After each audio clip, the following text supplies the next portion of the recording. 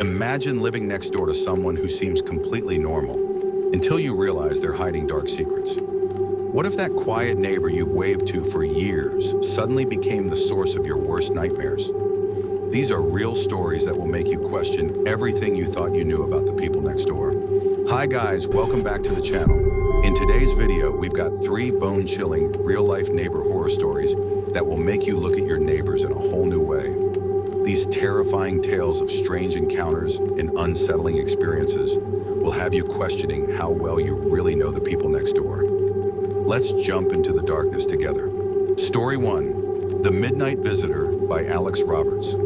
My name is Alex Roberts, and I never thought anything strange would happen in my quiet little suburban neighborhood. It was the kind of place where everyone knew each other, waved from their porches, and shared the occasional drink at the annual block party.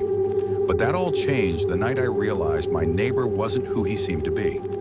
I had lived on Oak Street for a little over 2 years when I met Greg. He was a fairly new resident, having moved in just a few months before I did. Greg was friendly, always greeting me with a smile when our paths crossed. He had a nice little house, perfectly manicured lawn, and a dog that he took for walks every evening. To be honest, he seemed like the ideal neighbor, the kind of person you'd borrow sugar from or ask for help with a flat tire.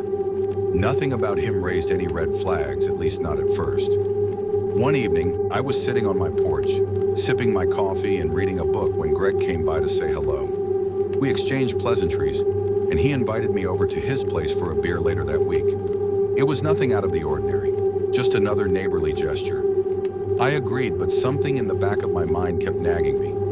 That night, around midnight, I was in bed trying to fall asleep when I heard something unusual. It was a soft knock at my door.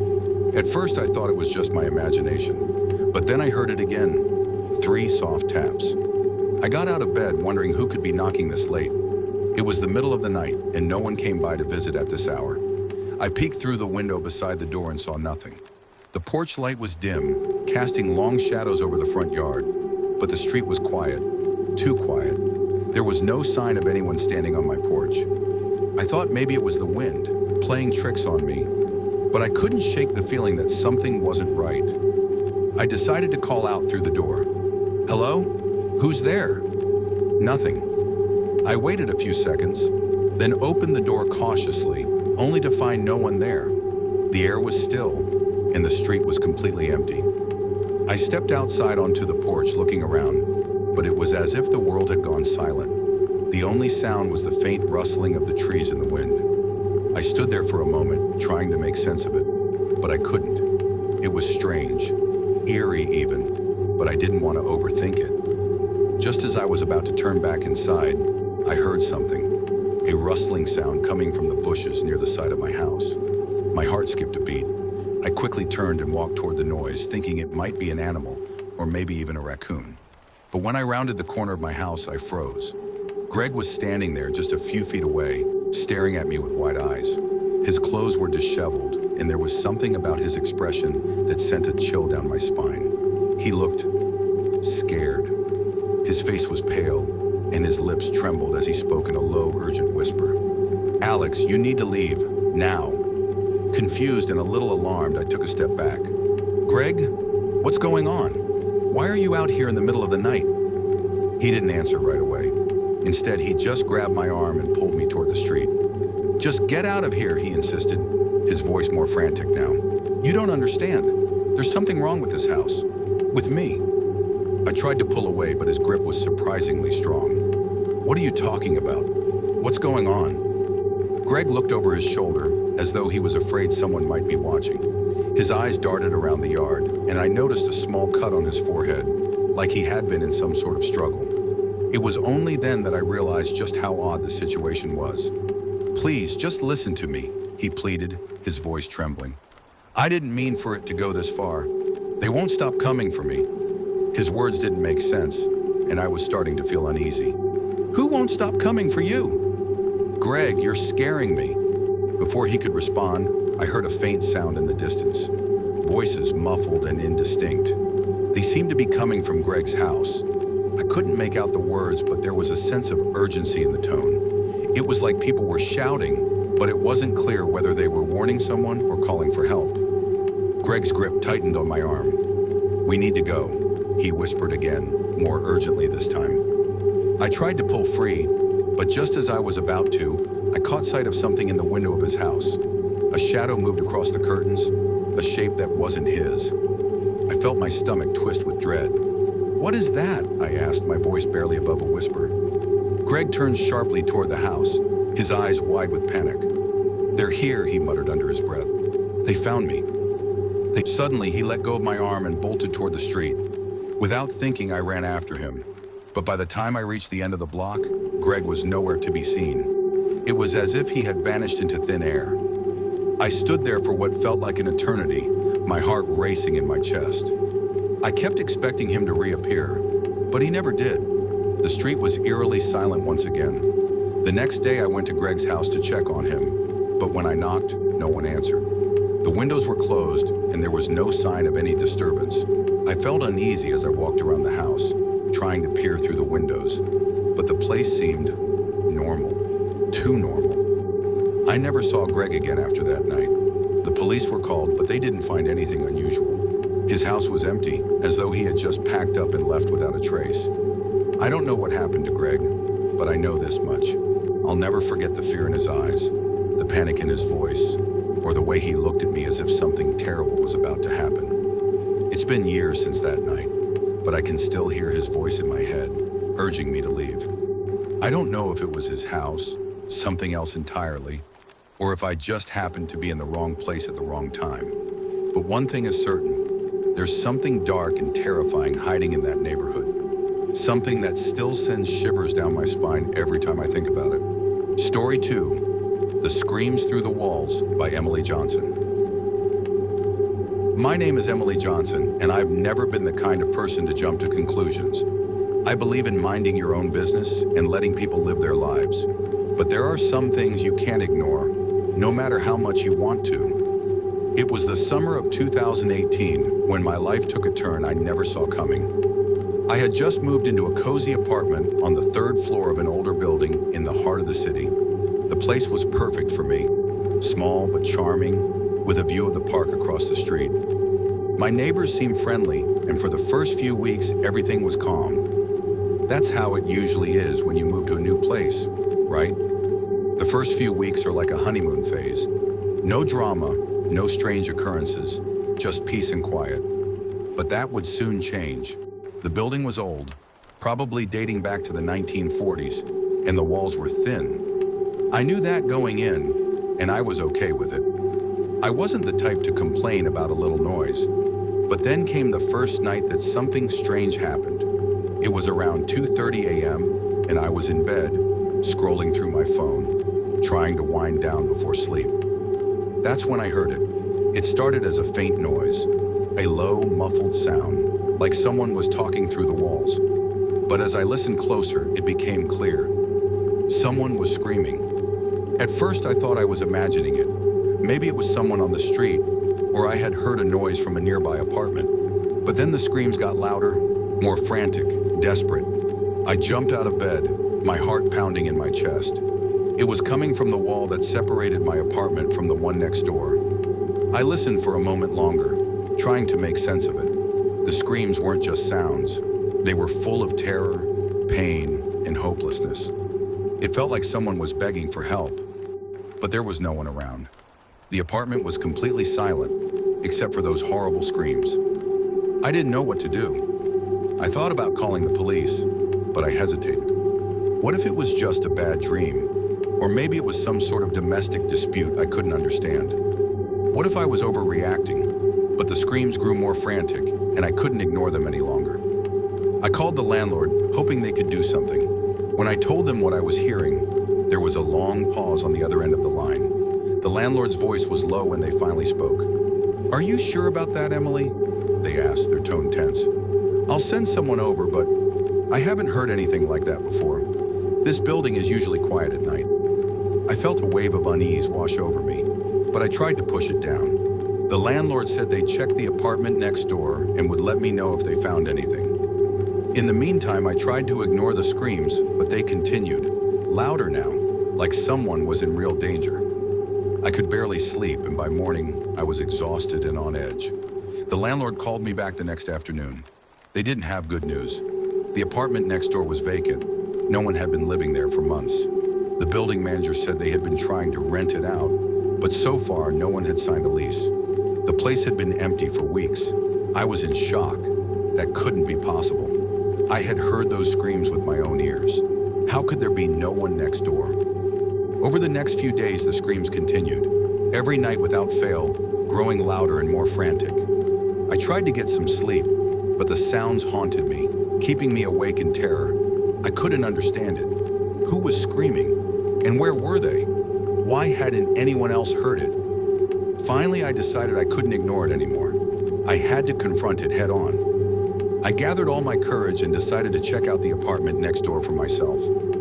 I went down to the building manager's office and asked for the keys. They hesitated for a moment but handed them over without question. I knew they had no idea what was going on, but I needed answers. I opened the door to the apartment next door, my hands trembling. The air inside felt heavy, like the walls were closing in around me. It was eerily silent, not a sound to be heard. I stepped inside, looking around, trying to make sense of everything. The apartment was in perfect condition. Dusty, sure, but there were no signs of damage, no evidence of anyone having lived there recently. But something felt off. There was an oppressive energy in the air, a sense that something wasn't right. As I moved through the apartment, I came across a small closet in the back of the hallway. It was locked, the key nowhere to be found. I couldn't resist.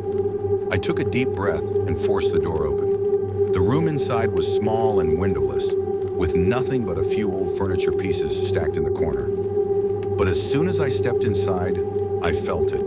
A chill, a presence, like someone was standing behind me. Suddenly, the air around me felt thick and suffocating. I could hear a faint whisper, almost like someone was crying. My heart raced in my chest and I rushed out of the room, slamming the door shut behind me. I knew then that I wasn't imagining things. There was something wrong with that apartment, something I couldn't explain. I didn't want to stay another minute, but I had to leave with the feeling that I hadn't discovered everything. Over the next few weeks, the screams continued, but something changed. They grew weaker, like the voice was fading.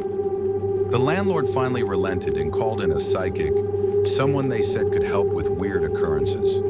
The psychic came in, but when she entered the apartment, she didn't even need to say anything. She just looked at me with wide eyes as if she had seen something horrifying. "They never left," she whispered. "They never left." After that, the screams stopped, and the building slowly returned to normal. But I never felt the same. I moved out soon after, unable to shake the feeling that something had followed me. And to this day, I can't get the image of that locked room and the faint cries out of my mind. I don't know who was screaming or what they were trying to tell me, but I know this much. Whatever was in that apartment, it was real, and I hope I never have to hear those cries again. Story 3, The Locked Room by David Miller. My name is David Miller, and the events I'm about to share still haunt me to this day. I never thought anything strange would happen when I moved into the small townhouse in a quiet neighborhood on the outskirts of town. It was one of those places where nothing ever seemed out of the ordinary, and everyone seemed friendly enough. But as time went on, I began to feel like there was something not quite right about my neighbor, an elderly man who lived just next door. His name was Mr. Andrews. I first met him when I moved in, and he introduced himself as a retired school teacher who had lived in the neighborhood for over 40 years. He seemed kind enough, always waving when I came and went, and offering small talk whenever we crossed paths. I had no reason to suspect anything was wrong with him, but over time I started noticing things about his house that didn't add up. For one, his house was always eerily quiet. Despite the fact that he was a retired man, there was never any sign of him having visitors, and I never saw him outside much. He kept to himself, and the curtains on his windows were always drawn, even during the day.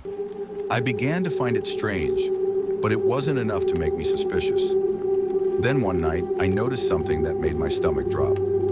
I had just gotten home after a long day at work and was about to head upstairs when I saw Mr. Andrews standing in his front yard, staring at my house. He wasn't moving, just standing there with his hands at his sides, his eyes locked onto my windows. It was unsettling, but I chalked it up to him simply being old and a little forgetful. Still, something about the way he stood there, motionless, felt off. The next day I saw him again, but this time I was a little more aware of his odd behavior. As I was unloading my groceries from the car, I glanced over at his house and saw him peering out from behind his front door, watching me. When he realized I noticed him, he quickly retreated back inside, but I could still feel his eyes on me. It was as if he was always watching, waiting for something. I tried to ignore it, but the feeling of unease lingered. That was when I started hearing strange noises coming from his house at night. At first I thought it was just my imagination, but the sounds were unmistakable. Scraping, shuffling, and the occasional thud. It was as if someone was moving around inside his house, even though he was always home alone. Sometimes I would hear faint whispers, too soft to make out the words, but loud enough to send chills down my spine. One evening, I decided to investigate. I told myself that I was just being paranoid, that there was a logical explanation for everything. So I waited until after dark, when the sounds seemed to be at their loudest, and I quietly walked over to Mr. Andrews' house. I stood by his fence trying to peer through the thick, drawn curtains, but I couldn't see anything. The house was completely dark except for a faint light coming from what I assumed was the kitchen. I was about to leave when I noticed something odd. The back door was slightly ajar. A chill ran down my spine, and I couldn't help myself. I slowly walked around to the back of the house and peered through the small gap in the door. What I saw next made my heart stop. In the dim light of the hallway, I saw Mr. Andrews standing in front of what looked like a large wooden door. He was holding a key in his hand, and he seemed to be whispering to someone on the other side of the door. The door was locked, but I could hear the faint sound of someone, or something, scratching on the other side. Mr. Andrews was speaking in a low, hurried tone, and his voice sounded strange, as if he was trying to calm the person inside. I stepped back, my breath catching in my throat. What was going on in there? Who was on the other side of that door? I knew Mr. Andrews lived alone. There was no one else in the house, or at least no one I had ever seen. I had to know what was happening. The next day I decided to confront him. I knocked on his door trying to act casual, but my heart was pounding in my chest. When he answered, he greeted me with a smile, but there was something in his eyes that made me uneasy. "Hey, Mr. Andrews," I said, trying to sound friendly. I couldn't help but notice. I heard some strange noises coming from your house last night. Is everything all right?"